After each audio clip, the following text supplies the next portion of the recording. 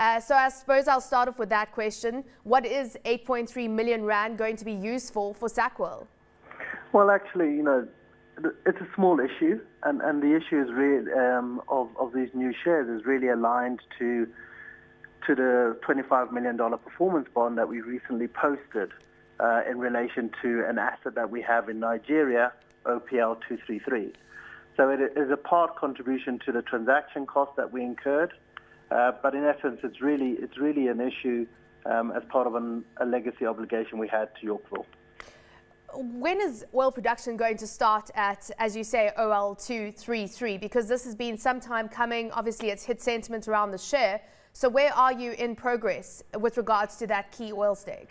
Well, we are making progress on both the OPL 233 asset and on OPL 281. Our expectation as a management team is that by the end of 2013, we should see some production from one or even both of those assets. What are the key stumbling blocks right now then? As you say, end of 2013, are there stumbling blocks that you need to get over? What are the key milestones that you need to achieve, the hurdles you need to jump over in order to get to that 2013 target? Well, there is a process that we're working through, and that process is well articulated in our operation update announcements. But in simple terms, what we need to do on OPL 233, which is a discovery. So the assets we have in Nigeria are discoveries. They have been drilled. There is oil behind pipe. And what we're really looking to do there is appraise those assets. So bring the oil to surface by either re-entering the existing wells or twinning those existing wells. And the process that we're looking to do is to engage with contractors, get them signed up. It's the wet season at the moment in Nigeria. So we're hoping that process of work can begin around about October. We're looking to actually produce early next year, certainly by the end of next year. In terms of your partners, are they all still on board? Do you have the necessary funding that you need to get to this target? Yeah, our partners are still on board. With our partners, we all pay our own way. Our partners, particularly OPL 281, are particularly strong. So yes, the funding that we need to get the assets to production, we believe we have in place. Talk to us about this 3D ocean bottom cable survey and what that means for exploration activities, understanding the nature of the oil deposits that you have in these key areas that you're based in Nigeria right now. Well, if you talk about the ocean bottom cabling exercise, the 3D seismic that we're looking to do, that's really related to our shallow water offshore asset, which is OPL 233. Now, because it's shallow water, between 10 and 30 foot of depth, you can't actually, what we actually need to do is use a jackup rig there and use a cable to actually do a seismic across the seabed.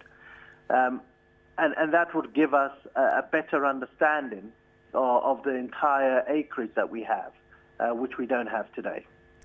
In terms of your assets in Democratic Republic of Congo, there has been some interest there. Total, of course, a key oil major, looking to put some money into exploration activities there. What type of prospects do you see for production from that end? Well, look, I think that's a little way off. I mean, that's longer off than the Nigerian assets, simply because that is more pure exploration.